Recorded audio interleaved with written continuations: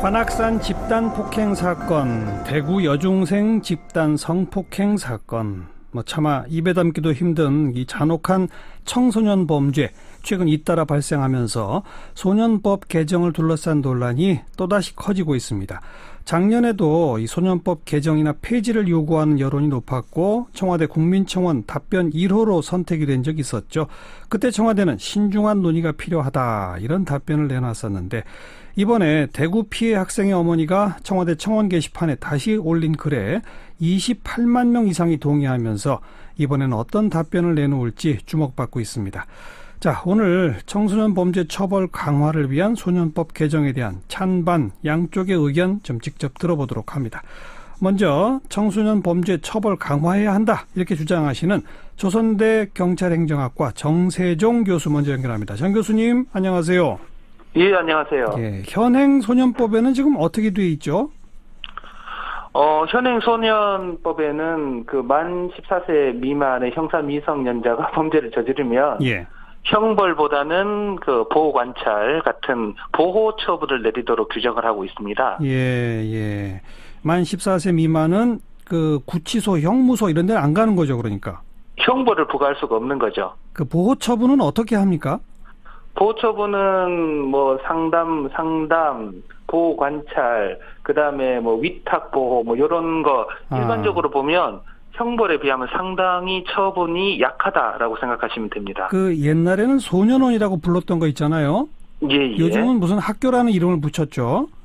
맞습니다. 거기에 보내지기도 하죠. 예, 합니다. 근데 비율은 높지 않습니다. 낮습니다. 거기 가는 비율은 얼마 안 되고 예. 대부분은 그냥 상담 등등의 그런 보호 처분을 받는다. 예, 보호 관찰 이런 정도로 끝나는 경우가 적지 않습니다. 그게 이제 만 14세 미만이고요. 예. 그다음에 14세부터 18세까지는 어떻게 되죠?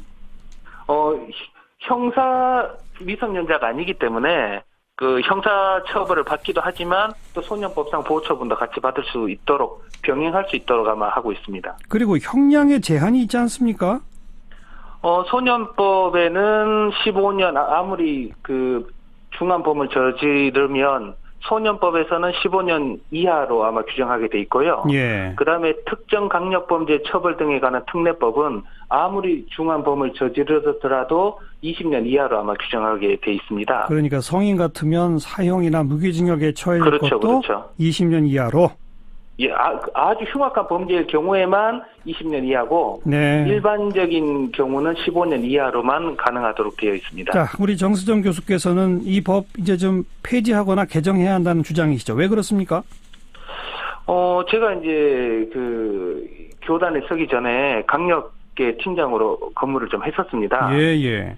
근데 현장에 특히 절도범이나 어떤 여러 범죄에 대해서 출동을 해보면 네. 확인해보면 형사 미성년자예요. 예. 그러면 저희들 같은 경우는 법을 아니까 처벌할 수 없으니까 그냥 이렇게 나오면 되는데 네.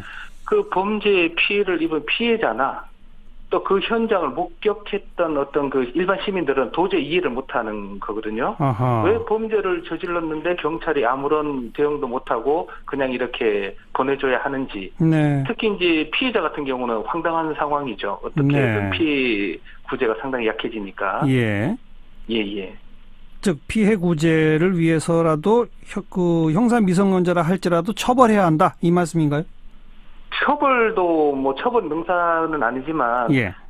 경찰이나 이런 형사사법기관에 종사하는 분들이 적극적으로 개입을 할 수 있을 정도는 규정이 돼야 되는데 네. 아예 저희가 어떻게 뭔가 개입을 할 수 없는 그런 사안 자체가 되어버린 경우가 적지 않거든요. 개입도 못해요?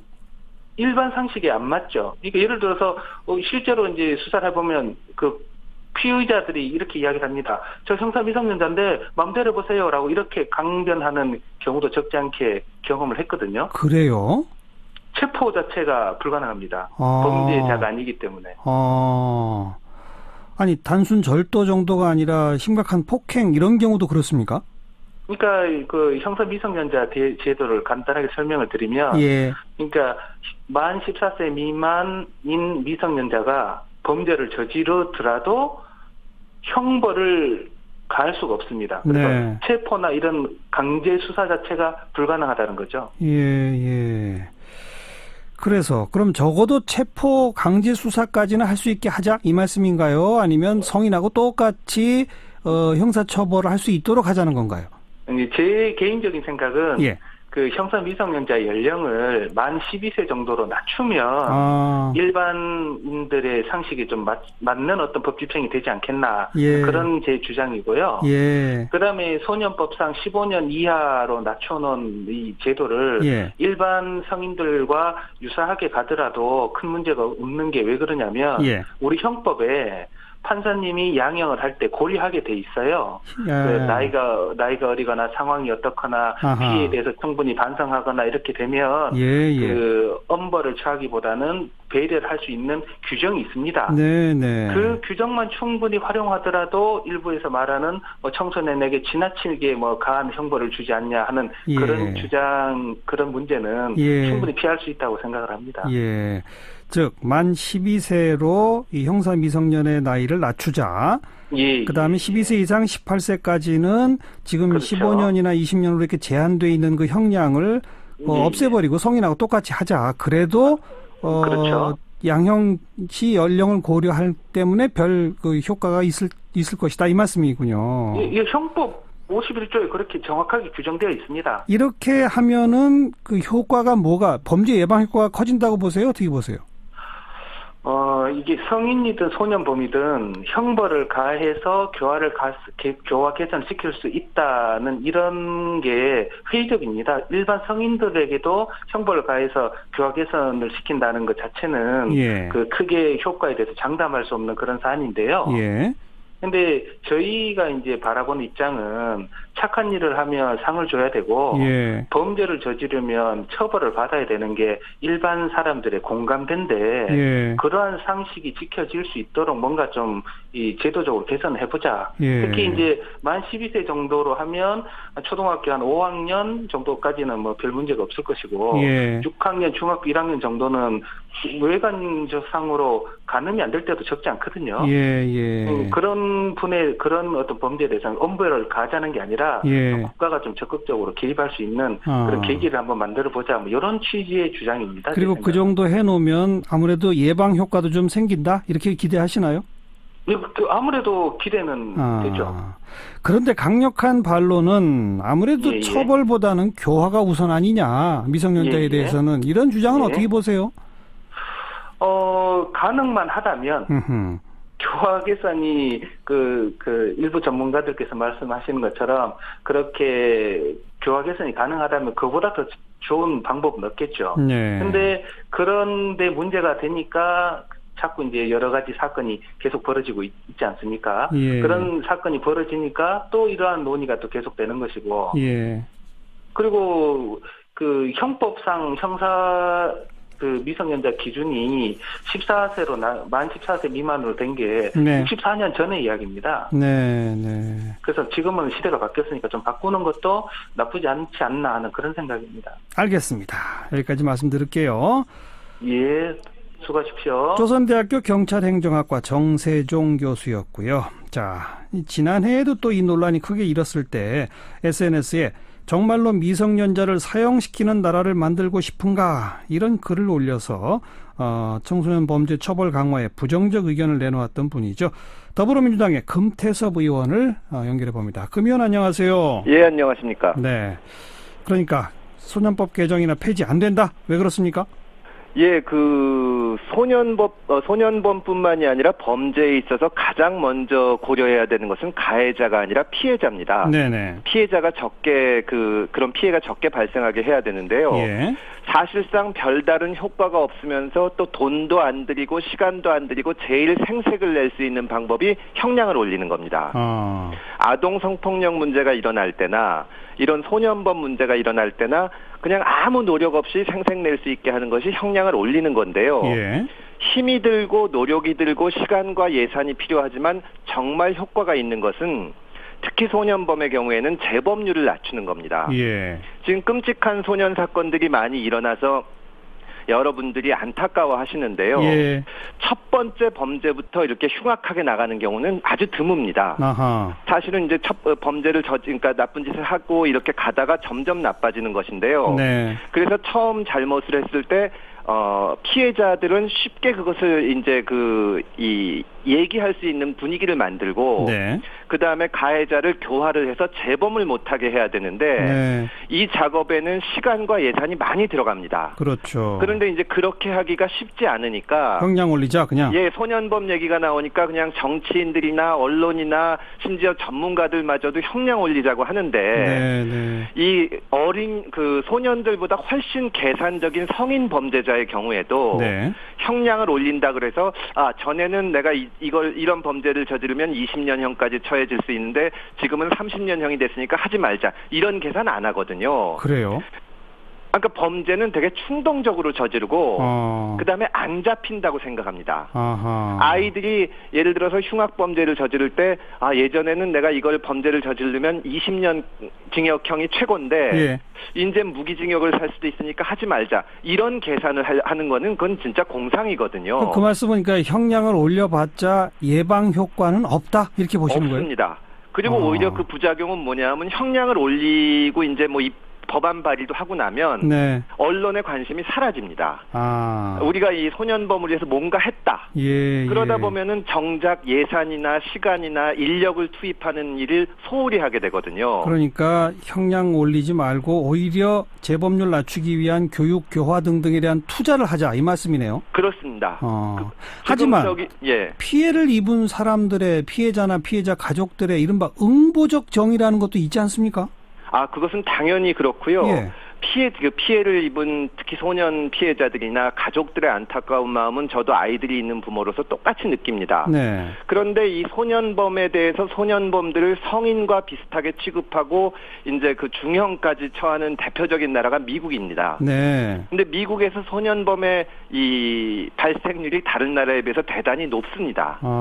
그러면 단기적으로는 뭐 형량 올리고 중형에 처하는 것이 피해자들이나 그 가족들에게 공감하고 돕는 것 같지만 네. 길게 보면 오히려 소년범의 발생을 늘리는 겁니다. 그래요? 사실상 무기징역이나 뭐 사형 이런 것까지 고려될 만큼 흉악한 범죄를 저지르는 아이들의 입장을 생각해 보면 만약에 자기가 이런 범죄를 저질렀을 때 사형이나 무기징역까지 처해질 수 있다고 치면 피해자들한테 더 가혹하게 될 수가 있습니다. 범죄가 발각나지 않게 하기 위해서. 오히려 범죄가 더 잔혹해지고 이게 그 조직적이 될 수가 있기 때문에 형량을 올린다 그래서 피해자를 돕는다는 증거가 없습니다. 네. 이게 소년법 폐지나 형량을 올리는데 반대를 하면 당신은 피해자 인권을 생각하지 않고 가해자 인권만 중요하냐, 이런 반론을 듣는데요. 당장 나오죠, 그 말이. 예, 그 참 안타까운 일인 게, 그럼 형량을 올려서 피해를 줄이고 피해자의 인권을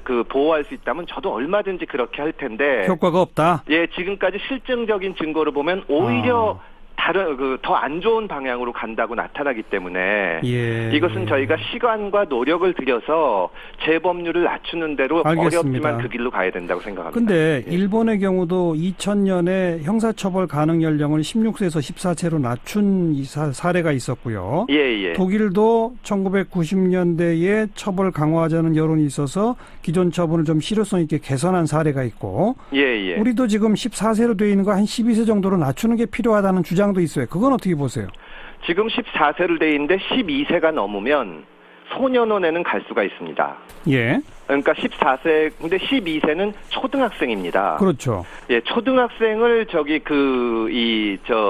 소년원에 보내는 것 이외에 처벌까지 해서 얼마나 막을 수 있는지, 특히 초등학교 6학년의 이 평균적인 판단 능력을 생각해 볼 때 그것이 얼마나 효과가 있는지가 모르겠고요. 그리고 대체로 이제 지금 이 언론에서도 많이 난 끔찍한 사건들을 저지르는 학생들이 12, 13세에는 거의 없습니다.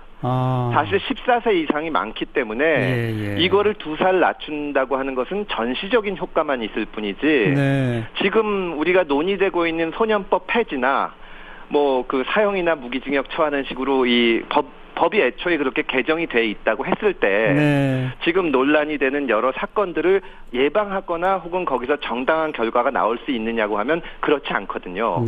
그럼 이건 원인에 대한 적절한 대책은 아니라고 보입니다. 그런데 이 피해를 입은 그 가족들이 최근에 인터뷰한 얘기들을 보면 가해를 하는 그 청소년들이 버젓이 그런 얘기 한다는 거예요. 나 미성년자니까 처벌 가볍다는 거 안다. 예, 예. 소년은 한번 갔다 오는 거 나 훈장이다. 예, 예. 갔다 와서 뭐 어떻게 해버리겠다. 예. 뭐 전혀 소년에 가서도 자기가 저지른 범죄를 자랑하고 뭐 홍보하고 이런 식으로 반성의 의미가 전혀 안 보인다. 이런 인터뷰들이 잇따르고 있거든요. 조금 전에 그 소년법 그 개정에 찬성하시는 교수님도 네.